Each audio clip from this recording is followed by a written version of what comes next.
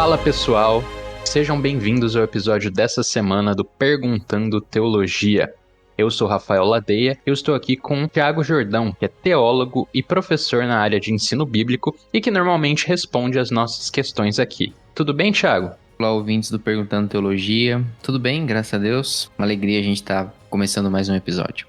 Muito bom. Então vamos lá, Thiago. Vamos começar com a pergunta. A pergunta dessa semana é sobre a história de Jonas. A gente conhece a história de Jonas desde a escola bíblica dominical, quando a gente é criança, né? A maioria dos cristãos. A gente tem nessa narrativa a história dele dentro do peixe por 3 dias. E isso é algo que, quando a gente cresce, às vezes nos traz uma certa estranheza, né? Como é possível que um ser humano fique 3 dias dentro de um peixe do jeito que Jonas ficou? E a gente acaba se questionando, será que essa história, ela é uma narrativa real mesmo? Ou será que ela é algum tipo de simbolismo? Tem algum outro jeito da gente interpretar essa história? Então eu deixo pra você, como que a gente pode interpretar Jonas? De forma literal ou de uma forma mais simbólica? Muito bem, Rafinha. A pergunta é muito interessante, até porque ela ajuda a gente, como é o caso de outras perguntas aqui, né, a perceber algumas outras questões que estão por detrás, questões que são ainda mais importantes do que a própria história em si, questões que falam a respeito sobre como nós lemos a Bíblia, como nós entendemos e como que nós absorvemos as verdades que estão lá, né? A gente já comentou sobre isso em outro episódio, que quem se debruça sobre esse tipo de estudo é uma área chamada hermenêutica, né? Existem regras para a gente entender como que nós interpretamos a Bíblia. Por que a gente fala de interpretação? Porque uma coisa é ler a Bíblia e outra coisa é aplicá-la, é entendê-la, é interpretá-la para que nós possamos viver aquilo que ela está ensinando. E é claro que a Bíblia ela tem diversos tipos de texto, diversas formas de se comunicar conosco, né? Nós temos poesia, nós temos narrativa, nós temos texto de sabedoria, temos profecias, temos textos de figuras como de Apocalipse.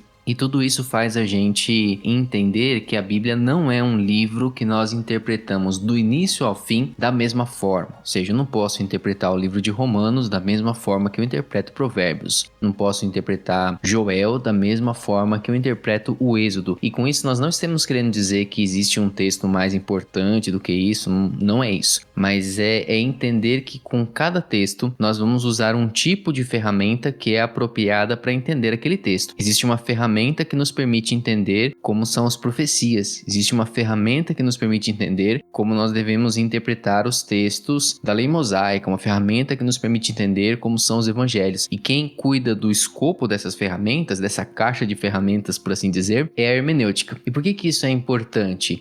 Porque existe uma forma apropriada e correta de interpretarmos cada texto. Então vamos lá, sobre a história do profeta Jonas, não é? E essa pergunta que você já descreveu ela bem pra gente, afinal de contas, se é literal ou não aquilo que está ali. O que nós queremos dizer com literal? A pergunta quer saber se a história de Jonas deve ser entendida como ela está escrita, como uma narrativa. Aquilo que está escrito ali de fato aconteceu? Então veja, nós temos, por exemplo, uma parábola, né? Nós já falamos aqui sobre parábolas em outros momentos. Então uma parábola é uma história que nós não devemos entendê-la como real, como de fato tendo acontecido. Quando Jesus conta a parábola do bom samaritano, quando Jesus conta a parábola do filho pródigo, essas histórias não aconteceram de verdade, mas elas foram criadas por Jesus para nos ensinar alguma coisa. Então é com esse tipo de ferramenta que nós vamos interpretar uma parábola. Agora, quando nós temos outros textos como narrativas, então significa que de fato aconteceu como está escrito lá. Por isso a pergunta para a gente é: o livro de Jonas, a história desse profeta, e especialmente esse evento, não é? De um homem que é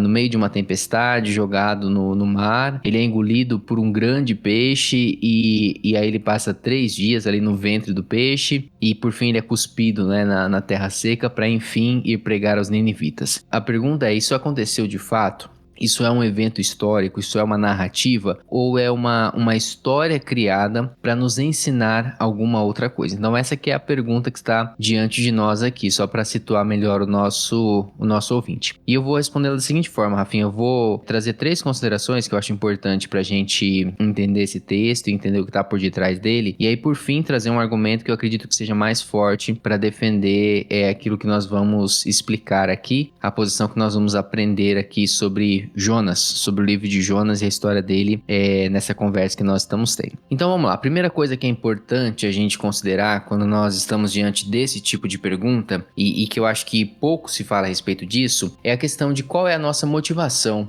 em fazer esse tipo de pergunta. Porque uma leitura natural, que eu quero chamar de uma leitura natural, se nós estivéssemos somente lendo o texto, nós chegaremos à conclusão de que de fato a história aconteceu, de que ela é como ela está contada lá. Mas por que a gente se coloca diante dessa possibilidade de que, na verdade, Jonas não seja uma história real, mas seja uma história criada para nos ensinar alguma outra coisa? Porque existe uma tentativa, que sempre existiu, mas mais recente tem se fortalecido ainda mais, que é uma tentativa de tornar as escrituras agradáveis, digamos assim, aos ouvidos de alguém que nasceu da época do iluminismo para frente. Ou seja, de você pegar as escrituras e você tornar as escrituras não um livro quase que de conto, de fadas, que talvez alguma pessoa nascida no século atual vai interpretá-lo, né, como um livro de coisas fantásticas, um livro que conta coisas absurdas, mas tornar a Bíblia um livro adequado, tornar a Bíblia um livro simpático, agradável aos ouvidos de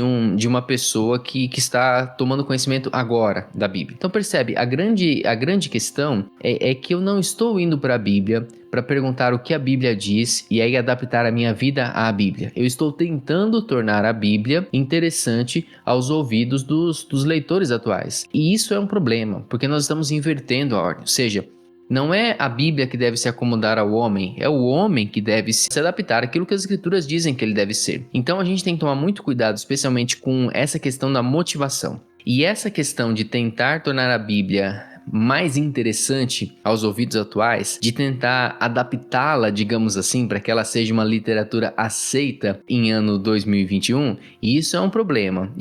Nós devemos tomar bastante cuidado com isso, porque nós vamos acabar fazendo isso com outros textos também. Então, pensando especificamente na história de Jonas, a gente precisaria dizer o seguinte: ao ler as Escrituras, ao nos depararmos com o texto sagrado, nós precisamos estar prontos para encontrar lá coisas fantásticas, coisas inexplicáveis, coisas maravilhosas demais para o nosso entendimento. E isso por uma razão muito simples: a Bíblia é a revelação de Deus para nós.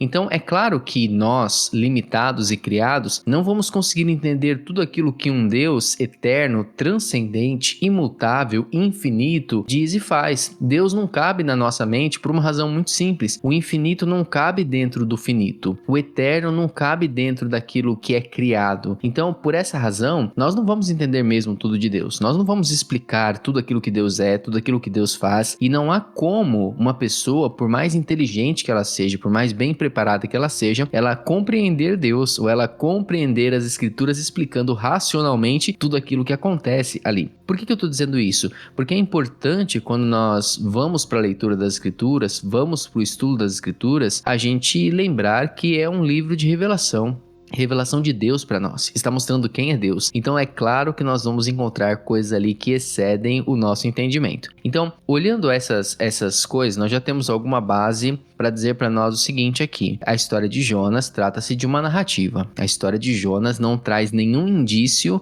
de que ela seja uma parábola, de que ela seja uma história, de que ela seja um conto criado para ensinar alguma outra coisa, como seria perfeitamente válido se alguém o fizesse. Mas não, a história de Jonas ela é apresentada para nós como uma história verídica, como uma narrativa. A única coisa que faz com que a gente comece a se perguntar, será que é narrativa ou não, é o fato de que existem ali algumas coisas sensacionais demais, né? Como que um homem é engolido por um grande peixe. E que grande peixe é esse?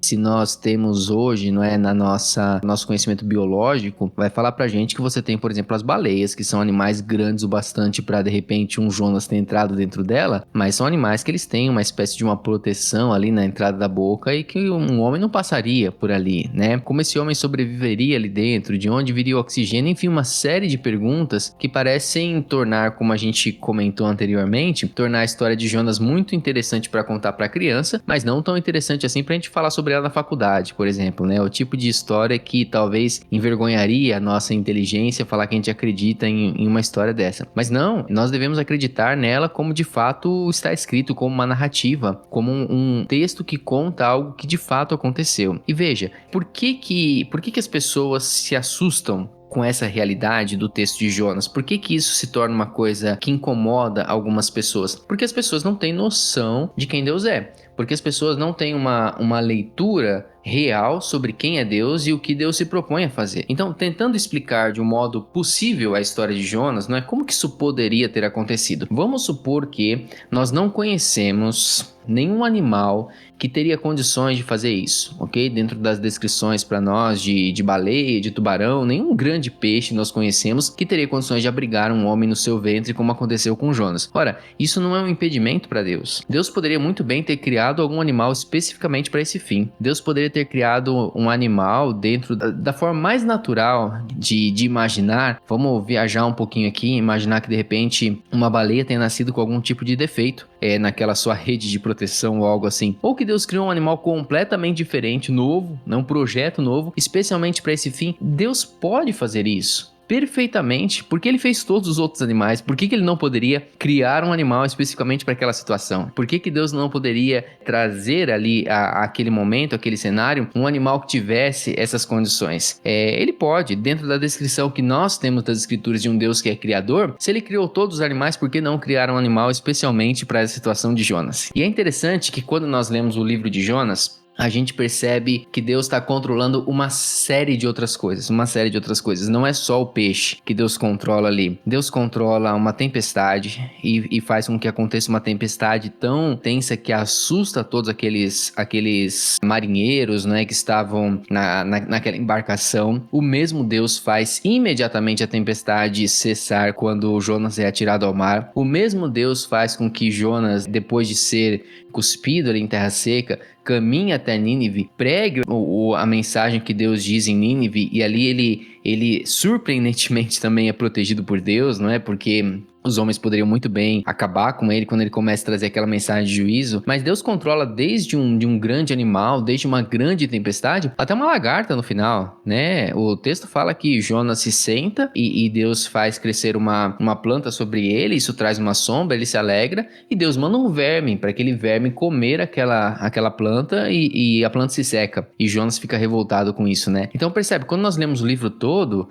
nós percebemos que Deus não é o Deus apenas de coisas fantásticas no sentido grande, como um grande peixe, mas também como um pequeno verme. E ele controla todos, e ele tem poder sobre todos. Isso não é difícil para Deus, e não é difícil para nós, a partir de uma leitura que nós fazemos das escrituras, de que Deus existe, é real, é poderoso, é criador, é controlador daquilo que ele cria. Não é difícil nós acreditarmos que isso também pode ter acontecido naquele cenário. Agora, por fim, uma última coisa que eu queria dizer dentro dessas que nós estamos considerando aqui, é a gente lembrar o seguinte também: a questão do peixe, mesmo para quem quer evitar, não é, os textos mais desafiadores da Bíblia, tirar dali as coisas que parecem difíceis de acreditar para uma mente mais racionalizada dos nossos tempos, eu acredito que a questão do peixe não seja o maior desafio do livro de Jonas. Nós temos outras questões ali. É só a gente pensar uma cidade do tamanho da cidade de Nínive, a grande potência mundial, e não só potência mundial, mas uma cidade completamente envolvida com o terror, envolvida com as batalhas sangrentas que Nínive trazia, e essa cidade inteira, por conta da palavra de um homem que aparece lá pregando uma mensagem de juízo, essa cidade inteira se converte, se arrepende. Isso é tremendamente mais miraculoso do que a gente imaginar um homem sendo engolido por um peixe. Então, se a gente pensa em tirar da Bíblia tudo aquilo que a nossa razão não consegue compreender,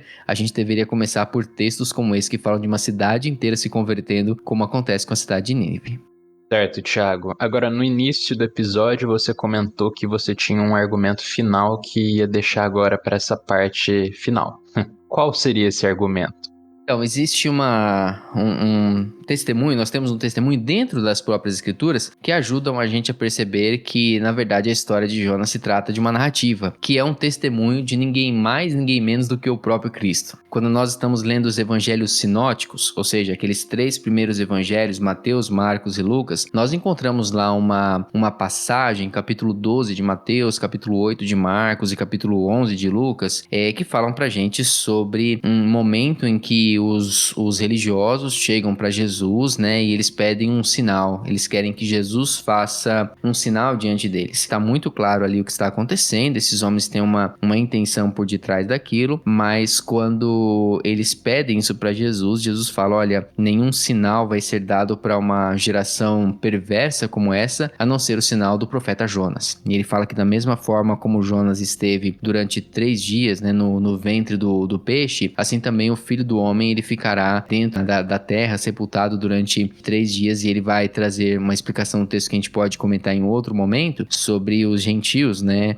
Ele falando: olha, os gentios de Nínive, eles vão ser aqueles que vão se levantar e denunciar essa geração por não ter crido, porque aqui está alguém que é maior do que Jonas. A rainha de Sabá virá de outro extremo para condenar, né? Porque aqui está alguém que é maior do que Salomão. Então, em tudo isso, a gente percebe que Jesus, ele não usaria como exemplo para ilustrar, né, para mostrar como sinal de algo tão importante quanto o seu ministério, uma história que não teria acontecido. Então, quando nós olhamos para esse texto, Jesus está não só confirmando a história de Jonas, mas usando a história de Jonas como um sinal para explicar o seu ministério, para explicar aquilo que ele veio para fazer em favor da humanidade. Muito interessante, Thiago. Fica bem claro a partir desses argumentos que você trouxe esse posicionamento de que realmente é uma narrativa.